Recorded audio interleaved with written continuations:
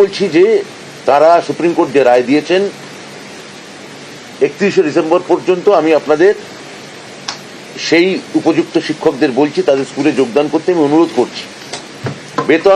বেতনের কথা মুখ্যমন্ত্রী আজকে বলেছেন, আমাদের দপ্তর এই নিয়ে কাজ করে যাচ্ছে এবং আমি আবার বলছি যে নিশ্চিত করার দায়িত্ব আমরা নিচ্ছি।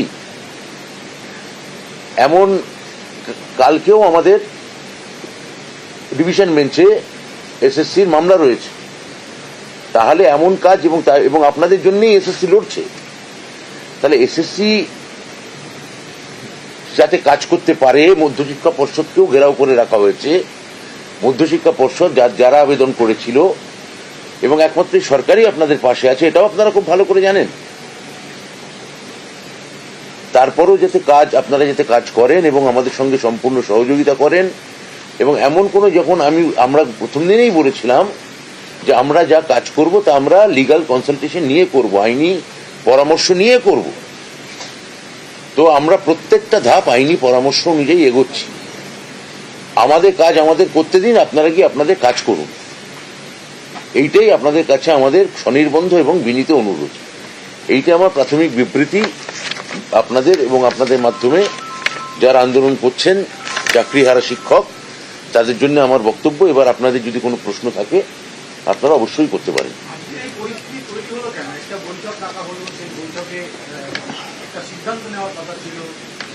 না দেখুন, বৈঠকটা আমি বলি, বৈঠকটা ওরা চেয়েছিলেন এবং ওদের বৈঠকের শুরুতেই কথা হয়েছিল যে আমরা লিগ্যাল কনসালটেশন ছাড়া আমরা বিন্দুমাত্র এগোবো না। তো ওরা কতগুলো দাবি দিয়েছিলেন, তার মধ্যে বেশ কিছু দাবি লিগালি বলেছে করা যাবে, আবার কিছু দাবি বলেছেন এটা করা যাবে না, এটা সুপ্রিম কোর্ট এটা করতে বলেননি। আমাদের কোনো তালিকা প্রকাশ করা, এটা সুপ্রিম কোর্টের কোনো ডিরেকশনে নেই। তো এটা আমাদের যারা আইনি পরামর্শদাতা এবং সর্বোচ্চ স্তরের আইনি পরামর্শদাতা যাদের কথা ওরা বিশেষভাবে দাবি করেছেন যে সেই ধরনের আইনজীবীরা যেন আমাদের পক্ষে দাঁড়ান রিভিউ পিটিশনে, এটা তাদেরই কথা। তো সেটা একটা পার্ট আমরা করতে পারিনি, কিন্তু এমন নয় যে করতে পারিনি মানে যে আমরা সেটা লিগ্যাল কনসালটেশন নিইনি। এবং আমরা ওই বৈঠকেই বলেছিলাম যে আইনি পরামর্শ পেলে তবেই করতে পারবো, আমরা পাইনি তাই করিনি। যোগ্যের তালিকা প্রকাশ করতে পারলেন না কেন?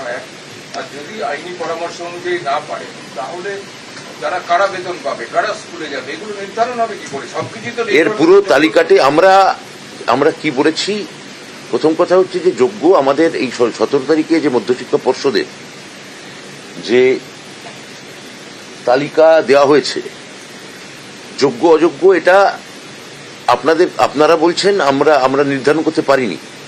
আপনারা যদি 17 তারিখের কেসটা দেখেন, যেখানে আমরা ক্লারিফিকেশন চাই, সেখানে খুব পরিষ্কার করে 17,206 জন তারা যোগ্য। এটা মধ্যশিক্ষা পর্ষদ এফিডেভিট দিয়ে জানিয়েছে। টোটাল টিচার যাদের চাকরি যাচ্ছে এর মধ্যে পুরো ভাগটা 17,206 জন। 206 হ্যাঁ সংখ্যাটা হ্যাঁ সেটা দেওয়া আছে। অর্থাৎ আমাদের ভাগ আছে এবং আমরা সেটা সেই অনুযায়ী আমরা কাজ করছি। হ্যাঁ, সেই কাজ আমাদের করতে দিন। তো এটা এমন কোনো কাজ করবেন না যা আপনাদেরই রিভিউ পিটিশনে আপনাদের বিপক্ষে চলে যায়, বা এমন কোনো কাজ করতে বাধ্য করবেন না। আইনি পরামর্শ পাইনি, আমি যে বললাম আপনাদের।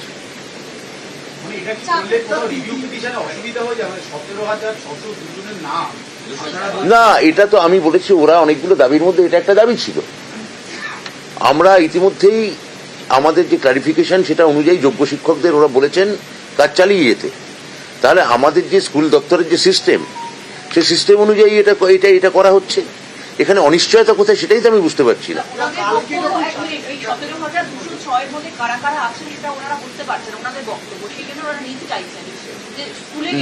লিস্ট প্রথম কথা হচ্ছে লিস্ট এসএসসি শিক্ষা দপ্তরকে দিতে পারে, শিক্ষা দপ্তর সেই অনুযায়ী কাজ করতে পারে। কথা হচ্ছে যে এদের মধ্যে একজনকেও, যাদের কথা আপনারা বলছেন, তাদের কাউকে কি টার্মিনেশন লেটার দেওয়া হয়েছে? উত্তর হচ্ছে না। এদের কাউকে কি কোনো কাজে যোগ দিতে অসুবিধা হয়েছে? উত্তর হচ্ছে না। এদের কাউকে কি কোনো বেতন বন্ধ করার নির্দেশ দেওয়া হয়েছে? উত্তর হচ্ছে না। এদের কাউকে কি কোনো কাজ করার ক্ষেত্রে কোনো সরকারি আধিকারিক কোনো বাধা সৃষ্টি করেছেন? উত্তর হচ্ছে এক দুটো জায়গায় করেছেন, সেখানেও আমরা সক্রিয়ভাবে হস্তক্ষেপ করে যাতে এরা প্রত্যেকে কাজে যেতে পারেন আমরা তার বন্দোবস্ত করেছি। তাহলে যেখানে অনিশ্চয়তা নেই, খামোকা এমন কোনো আচরণ করা উচিত না আন্দোলনের স্বার্থে যেটা তাদের রিভিউ পিটিশনকে দুর্বল করে।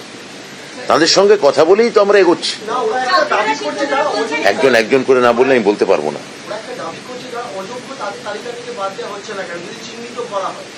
সেই তালিকা তো সুপ্রিম কোর্ট দিয়ে দিয়েছেন, এটা তো আমাদের আর চিহ্নিত করার কিছু নেই, সুপ্রিম কোর্টই জানিয়েছেন। তা সেটা আছে, পাবলিক ডোমেনেই আছে। তা যেটা আমাদের এসএসসি করতে পারবে না, যেটা এসএসসির ক্ষেত্রে বাধা আছে, সরকারি স্তরে আমরা তো কাজটা করছি, তা সেটা আমাদের করতে দেওয়া হোক।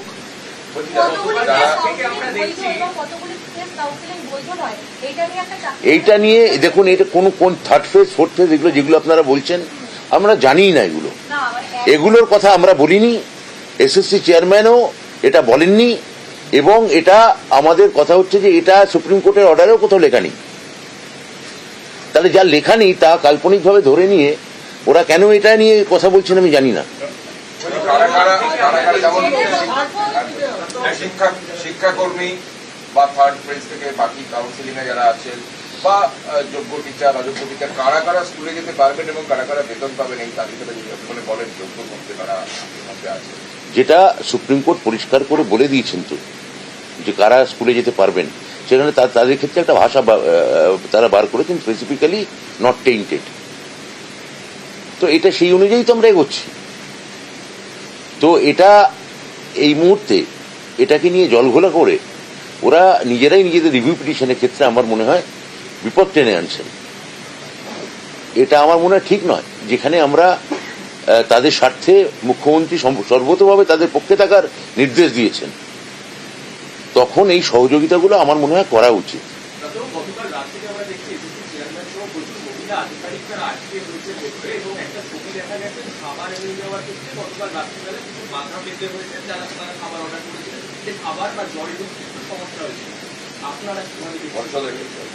না, এটা কেবলমাত্র এসএসসির ক্ষেত্রে না, পর্ষদের ক্ষেত্রেও একই জিনিস এখানে হয়েছে। হ্যাঁ, এই যে পর্ষদের ক্ষেত্রে অনেক মহিলা কর্মী এখানে ভেতরে আটকা পড়ে আছেন। পর্ষদের ক্ষেত্রে একটা বাড়তি জিনিস আছে, এখন মাধ্যমিকের কাজ চলছে রেজাল্টে, অর্থাৎ মাধ্যমিক পরীক্ষার ফল বেরোবে এবং সেখানে খুব গুরুত্বপূর্ণ ডকুমেন্ট সেখানে আছে। সেখানে এই কাজকে ভণ্ডুল করা বা পণ্ড করা এটা ঠিক নয়।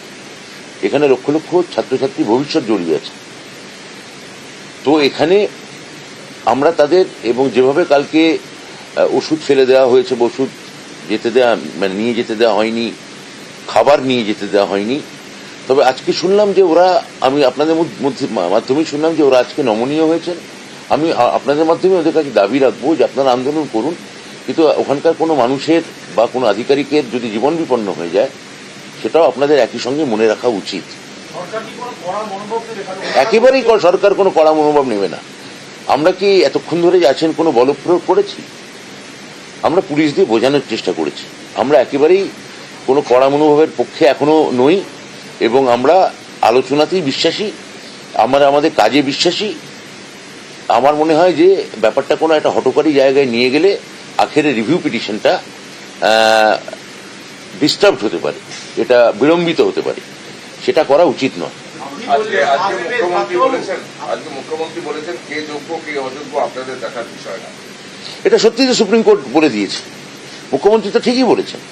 সুপ্রিম কোর্ট যেখানে বলে দিয়েছে এবং তার ভিত্তিতে যখন গোটা দপ্তর কাজ করছে, কারুর আমরা, এবং যেখানে মুখ্যমন্ত্রী বলেছেন, আমিও বলছি মুখ্যমন্ত্রীর কথার পুনরাবৃত্তি করে, যে কারুর মাইনের ক্ষেত্রে কোনো সমস্যা যেখানে নেই, তখন সেখানে এই আন্দোলনের যৌক্তিকতা কি আছে?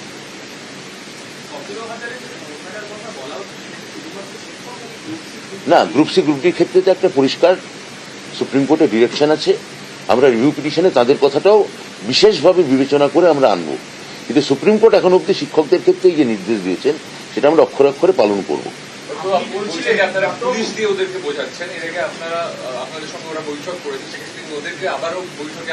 না, আমি তো আশাবাদী যে ওরা যদি আবার আমাদের সঙ্গে কোনো বৈঠক চান, কিন্তু এই আন্দোলন মানে এই সরকারি কাজ করবে, মধ্যশিক্ষা পর্ষদ তাদের জন্য 31শে ডিসেম্বর পর্যন্ত রিলিফ নিয়ে আসবে, এসএসসি তাদের মাইনে নিশ্চিত করবে, সরকার যাতে তাদের তালিকা করে দেবে, গোটা ডিপার্টমেন্ট যাতে তারা মাইনে পান এবং কাজ করতে কোনো অসুবিধে না হয়, তার একমাত্র তার গ্যারান্টি হয়ে মুখ্যমন্ত্রীর কথায় গোটা শিক্ষা দপ্তর দাঁড়িয়ে থাকবে। আবার আপনারাই আমাদের মধ্যশিক্ষা পর্ষদের অফিস ঘেরাও করবেন, এসএসসি চেয়ারম্যানকে খাবার খেতে দেবেন না, তিনি যাতে কন্টেম্পট অফ কোর্ট হন। আগামীকাল ভাইটাল তার কোর্ট ডেট আছে কলকাতা হাইকোর্ট ডিভিশন বেঞ্চ, তার কাজ করতে দেবেন না। এই দুটো কি করে একসঙ্গে চলতে পারে? আরেকটা কথা বক্তব্য, অযোগ্যদের টার্মিনেট করার কি কোনো পদক্ষেপ আপনারা নিয়েছেন? আমরা জানি না, জানতে চাইছি। সেটা আমরা আবার বলছি তো, আমরা এটা আইনি প্রক্রিয়া স্তরে আছি, প্রত্যেকটা ধাপই খুব খুঁটিয়ে দেখা হচ্ছে। আমাদের দুটো দিক মাথায় রাখতে হচ্ছে, আপনারা মনে রাখবেন। একই সঙ্গে আমাদের সুপ্রিম কোর্টের নির্দেশ পালন করতে হচ্ছে, একই সঙ্গে যারা বঞ্চিত, যারা চাকরিহারা, তাদের প্রতি সম্পূর্ণভাবে যাতে আমরা মানবিক এবং থাকতে পারি। এবং যে আমি আমার প্রাথমিক বিবৃতিতে বললাম যে একজন নিরপরাধ যেন শাস্তি না পায়, সেটার ব্যাপারে আমাদের সতর্ক এবং সচেষ্ট থাকতে হচ্ছে। সেখানে এই আন্দোলন, আপনাদের সঙ্গে ক্রমাগত কথা বলা, তাদের মাধ্যমে মিটিং, আমি তো আবার বলছি আমি পরের ধাপে আবার তাদের সঙ্গে দরকারে বৈঠক করব, কিন্তু এই আন্দোলন থেকে তাদের এক্ষুনি প্রত্যাহার করা উচিত। কেননা একমাত্র এখন অবধি দেখা যাচ্ছে, তাদের অভিজ্ঞতা বলছে যে মুখ্যমন্ত্রী, সরকার এবং নতুন এসএসসি, নতুন আমাদের এই দপ্তর প্রবলভাবে তাদের পাশে দাঁড়িয়েছে।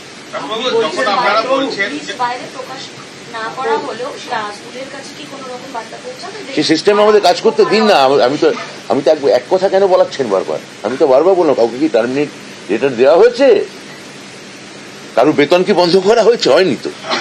হ্যাঁ, নতুন প্রশ্ন থাকলে করুন, পুরনো প্রশ্ন করবেন না। আপনি পরে এসছেন, আপনি কিন্তু জানেন না কি প্রশ্ন হচ্ছে। হ্যাঁ, আপনাদের সাথে সহযোগিতা করছে, আপনি যখন ডাকছেন ওনারা আসছেন, আপনারা 21 তারিখে একটা লিস্ট পাবলিশ হতে পারে সম্ভাবনা চলছে, কিন্তু আপনি বলছেন যে first phase, second phase, third ফেজের কথা ওঠেনি, কারা তুললো? আর ওনারা বলছেন আপনাদের কারা তুললো আপনারা বলুন। এই ফার্স্ট ফেজ, সেকেন্ড ফেজ আমরা তো জানি না। না, ভেতর থেকে আমাকে দেখাতে হবে কে বলেছে। আমি তো জানি না, আমরা বলিনি। হ্যাঁ,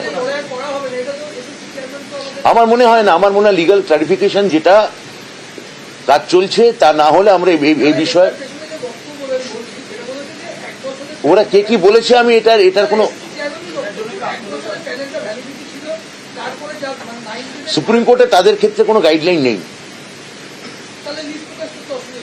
লিস্ট প্রকাশ করতে আমাদের আইনি পরামর্শ দেওয়া আমাদের অসুবিধা ছিল না তো। আমি তা বলেছি, আমরা তো ইতিবাচক ছিলাম। আমাদের সর্বোচ্চ স্তরে আইনজীবীরা বলছেন এটা কন্টেম্পট অফ কোর্ট হতে পারে, তার সম্ভাবনা থাকছে। আমি তো মানে আমাদের করা মধ্যশিক্ষা পর্ষদের সেই দপ্তরের ক্লারিফিকেশনের ভিত্তিতে যে প্যানেল সম্পূর্ণ বাতিল হয়ে গেছিল, আমাদের সদিচ্ছা না থাকলে আমরা কি ক্লারিফিকেশন করতাম? আমরা কি 31শে ডিসেম্বর অব্দি যে ব্রিদিং স্পেসটা পাওয়া গেল, সেটা যদি আমাদের আবেদনের ভিত্তিতেই তো হয়েছে, তাহলে আমাদের সদিচ্ছা না থাকলে কি সেটা হতো? আমাদের সদিচ্ছা না থাকলে কি কাউকে এখন অব্দি কাউকে টার্মিনেশন লেটার দেওয়া হয়েছে? হয়নি। তাহলে সদিচ্ছা একমাত্র আমাদেরই আছে, পাশে দাঁড়ানোর মনোভাব একমাত্র আমাদেরই আছে, মানবিকতার যে কথা বলা হচ্ছে সেটা একমাত্র আমরাই দেখিয়েছি। আপনারা যখন মানবিকতার খাতিরে আপনারা ইতিমধ্যেই বৈঠক করেছেন, মুখ্যমন্ত্রী মমতা বন্দ্যোপাধ্যায় বারংবার বলছেন যে আমরা এখনো, মুখ্যমন্ত্রী আজকেও বলেছেন, মুখ্যমন্ত্রী আজকে বলেছেন এবং মুখ্যমন্ত্রী সর্বতভাবে ওদের পাশে আছেন। কিন্তু গতকাল রাত্রিবেলা আন্দোলন চলাকালীন অপোনেন্ট দলের কয়েকজনকে দেখা গেছিল, তারা বলছেন যে কিছু সমস্যা ক্রিয়েট করা। আমার বক্তব্য হচ্ছে, আন্দোলন করছে চাকরিহারা, সেখানে অপোনেন্ট দল গিয়ে ওখানে কি করছেন? ওরা এই জায়গায় ওরা তো কারা, আমি তো আবার বললাম, অপোনেন্ট দলকে জিজ্ঞেস করুন যে যদি আমরা এই মামলায় হেরে থাকি তাহলে কি ওরা জিতলেন? মানে ওরা কি চাকরি খাওয়ার ক্ষেত্রে ওরা সফল হলেন? তাহলে যারা চাকরি খাওয়ার ক্ষেত্রে সফল হলেন তারা ওখানে আন্দোলনকারীদের মাঝে গিয়ে কোন ঘোলা জলে কোন মাছ ধরতে চাইছেন? শেষ। আপনি যে 17,206 যোগ্য তালিকা বললেন সুপ্রিম কোর্টে জমা দিয়েছেন, যোগ্য শিক্ষকের তালিকা, যোগ্য না, টোটাল শিক্ষক যাদের চাকরি টার্মিনেট হয়ে যাবে 11%, যেটা দেওয়া আছে এমএ অ্যাপ্লিকেশনের কথা স্যার। এটা পরিষ্কার করে কথা বলে, এই কথা কিছু বোঝা যাচ্ছে না। আপনি হয় বলবেন না, নয় পরিষ্কার করে বলুন। পরিষ্কার করে কথা বলুন। এই 17,206 কি মিসলেনিয়াস অ্যাপ্লিকেশনে যে 11% টিচারদের চাকরি যাচ্ছে এবং আমরা যে অ্যাপ্লিকেশন করেছিলাম যে এদেরকে সময় দেওয়া হোক, নট 31শে ডিসেম্বর। নট স্পেসিফিক্যালি টেন্টেড, আমাদের সেই অ্যাপ্লিকেশনে সেই সংখ্যাটা দেওয়া ছিল যে এতগুলো শিক্ষক। উনি আধিকারিকের ভাষায় বলছেন এটা তো সবাই তাহলে যোগ্য না, যে এরা তো সবাই তাহলে যোগ্য নয়, right? সবাই যোগ্য। সুপ্রিম কোর্ট প্রথম কথা বলে দিয়েছেন যে কারা যোগ্য, মানে নট স্পেসিফিক্যালি টেন্টেড আর কারা টেন্টেড। তাহলে সেই তার ভিত্তিতে আমরা জানতে চেয়েছিলাম, সুপ্রিম কোর্টে বোর্ড জানতে চেয়েছিল যে কারা টেন্টেড আর কারা আনটেন্টেড আপনার বলুন। তারা পরিষ্কার করে আমাদের একটা ডিরেকশন দিয়েছেন। সেই ডিরেকশন অনুযায়ী এখন অবধি কোনো শিক্ষককে, যারা যোগ্য শিক্ষক সুপ্রিম কোর্টের দেওয়া তালিকা, কাউকে তাদের আমরা স্কুলে যেতে বলেছি, অর্ডার পাঠিয়ে দিয়েছি, জয়েন করতে বলেছি এবং মুখ্যমন্ত্রী নিজে বেতনে তাদের নিশ্চয়তা দিয়েছেন।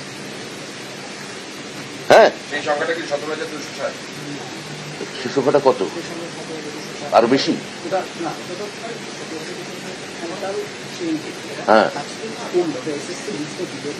এসএসসি লিস্ট এই যে এখন এসএসসি একটা লিস্ট পাঠাবে, সেই লিস্টের সঙ্গে আমরা ট্যালি করবো। আমি বললাম তো এটা মানে প্রথম ধাপে হয়তো একটা লিস্ট তৈরি হচ্ছে 17,000 সামথিং, তারপর আরো কেউ সেই লিস্ট আসতে পারে।